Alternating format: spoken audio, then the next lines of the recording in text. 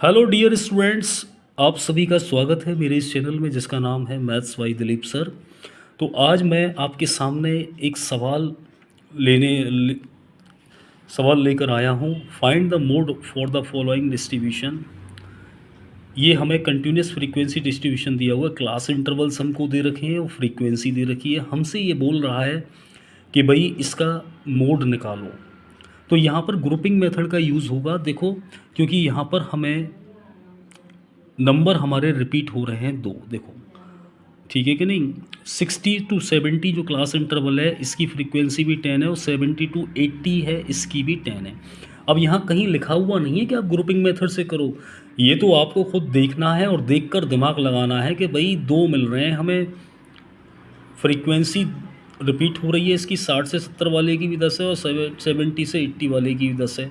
इसका मतलब कि मैं ग्रुपिंग मेथड का यूज़ करूँगा। तो सबसे पहले हम ग्रुपिंग टेबल बनाते हैं।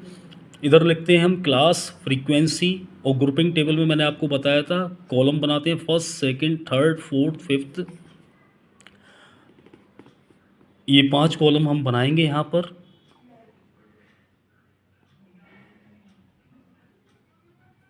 और यहाँ पर मैं क्लास इंटरवल्स लिख दूंगा, इधर इधर फ्रीक्वेंसीज लिख दूंगा। अब मैंने आपको बताया था कि फर्स्ट टूज़ के रूप में बनाते हैं, फर्स्ट और सेकंड में हम टूज़ के रूप में लिखेंगे। यानी 5 और 8 को जोड़ दिया जाएगा 13 हो जाएगा, 7 और 12 को जोड़ दिया जाएगा 19 हो जाएगा, 28 और 20 को जोड़ दिया जाएगा 48 हो जाएगा, 10 और 10 को जोड़ दिया जाएगा 20 हो जाएगा। सेकंड कॉलम में मैंने बताया था कि भाई फैली वाली फ्रीक्वेंसी को छोड़ देते हैं। 8 और 7 को जोड़ा जाएगा 15 होगा, 12 और 28 को जोड़ा जाएगा 40 होगा, 20 और 10 को जोड़ा जाएगा 30 होगा। ठीक है। फिर इसके बाद में थर्ड कॉलम में हम क्या करेंगे, थ्रीज़ के रूप में लेंगे। यानी 5 और 8 13 और 7 को जोड़ा जाएगा 20 हो जाएगा, 12 28 और 20 40 और 20 60 हो जाएगा। अगला 3 वाला बन नहीं रहा है इसलिए इसको छोड़ देंगे। अब फोर्थ कॉलम में दूसरे वाले को पहले वाले को छोड़ा जाएगा। यानी 7 और 12 19, भाई पहले वाले को छोड़ा जाएगा, सॉरी पहले वाले को छोड़ा जाएगा। तो 8 और 7 15 और 12 27 हो जाएगा, 28 और 20 48 और 10 58 हो जाएगा। कॉलम नंबर 5 में हम पहले और दूसरे को छोड़ देंगे। यानी 7 और 12 19 और 28 47 हो जाएगा, 20 और 10 30 और 10 40 हो जाएगा। जो हाईएस्ट होता है उसको हम आइडेंटिफाइड कर लेते हैं। अब जैसे पहले इसमें देख लें भाई हाईएस्ट कौन सा है हमारा।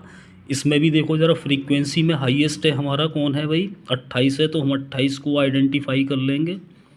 ठीक है। ऐसे ही फर्स्ट में इसमें देख लो भाई हाईएस्ट कौन सा है, 48 है। इसको यहाँ पर आइडेंटिफाई कर लेंगे। यहाँ पर देखेंगे सबसे हाईएस्ट कौन सा है, 40 है। इसको भी आइडेंटिफाई कर लेंगे। यहाँ पर देखेंगे 60 है तो 60 को आइडेंटिफाई कर लेंगे। यहाँ पर देखेंगे 58 है तो 58 को आइडेंटिफाई कर लेंगे। यहाँ देखेंगे 47 है तो 47 को आइडेंटिफाई कर लेंगे। तो ये हो गई हमारी ग्रुपिंग टेबल। अब हम आते हैं एनालिसिस टेबल पर। तो एनालिसिस टेबल पर एक तरफ क्लास लिखेंगे और एक तरफ कॉलम लिखेंगे, जो भी कॉलम हमने बनाए हैं। पहला वाला होगा हमारा फ्रीक्वेंसी वाला कॉलम। ठीक है। फिर first, second, third, fourth, fifth. अब इसमें हम ये देखते हैं कि यहाँ पर जो हाईएस्ट मिला है हमको, जैसे फ्रीक्वेंसी में 28 मिला है, तो 28 हमें किस किस से मिला है। ठीक है। ये जो हमें 28 मिला है ना, अब 28 के सामने कौन सी मॉडल क्लास है, 40 to 50। तो 40 to 50 पर हम क्या कर देंगे, टिक कर देंगे। इसके बाद में फिर हम देखेंगे कॉलम नंबर फर्स्ट को। तो कॉलम नंबर फर्स्ट को जब हम देखेंगे तो हाईएस्ट है हमारा 48। 48 हमें मिला है 28 और 20 से। 28 के सामने 40 to 50 है करस्पॉन्डिंग, और 20 के सामने 50 to 60 है। तो यहाँ हम 40 to 50 में ये कॉलम नंबर फर्स्ट के करस्पॉन्डिंग यहाँ पर 40 to 50 पर टिक कर देंगे, 50 to 60 पर टिक कर देंगे। इसके बाद में कॉलम नंबर सेकंड को देखेंगे, 40 है हाईएस्ट। ठीक है। ये 40 हमें किससे मिला है, 12 और 28 से मिला है। तो 12 के सामने की देखेंगे भाई कौन सी है। ठीक है। तो 12 के सामने की जो है हमारी वो है 30 to 40, 40 to 50। तो कॉलम नंबर सेकंड में 30 to 40 और 40 to 50 के आगे टिक कर देंगे। इसके बाद में फिर हम देखेंगे हाईएस्ट है हमारा कॉलम नंबर थर्ड में 60। अब 60 हमें किससे मिला है, 60 एक बार देख लो, हमें मिला है 60, 12 28 40 और 20 60। तो 12 के सामने 30 to 40 है, 28 के करस्पॉन्डिंग 40 to 50 है, और 20 के करस्पॉन्डिंग 50 to 60 है। इस पर टिक कर देंगे। कॉलम नंबर थर्ड में देखो यहाँ पर टिक कर दिया गया है। ऐसे ही कॉलम नंबर 4 और 5 में भी देखकर टिक कर दिया गया है। अब इसके बाद में हम देखते हैं कि भी कितनी बार रिपीट हो रहा है। एक बार, इसमें कितने टिक आ रहे हैं 3, इसमें कितने आ रहे हैं 1 2 3 4 5 6 टिक आ रहे हैं, इसमें 3 आ रहे हैं, इसमें 1 आ रहा है। तो यहाँ पर देखेंगे जो 40 to 50 हमारी क्लास है, इसमें सबसे ज़्यादा फ्रीक्वेंसी आ रही है, 6 बार रिपीट हो रही है। Maximum frequency 6 lies in the class 40 to 50, therefore mode class is 40 to 50, यानी ये हमारी जो क्लास निकल के आएगी मॉडल क्लास निकल के आएगी, क्योंकि इसी मॉडल क्लास में सबसे ज़्यादा फ्रीक्वेंसीज आ रही हैं जो कि 6 बार आ रही है।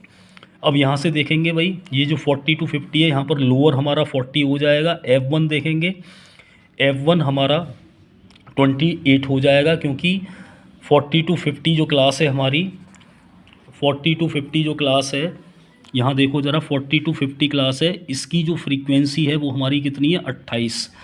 F0 यानी इससे पहले वाले की 12 हो जाएगी, और F2 ये हमारी 20 हो जाएगी। और I बराबर 10, क्योंकि 10 का डिफरेंस है, मोड का फॉर्मूला लगाएंगे, इस फॉर्मूले में सभी वैल्यूज़ को पुट कर देंगे, आंसर हमारा 46.67 आ जाएगा। आई होप कि आपको वीडियो पसंद आ गई होगी।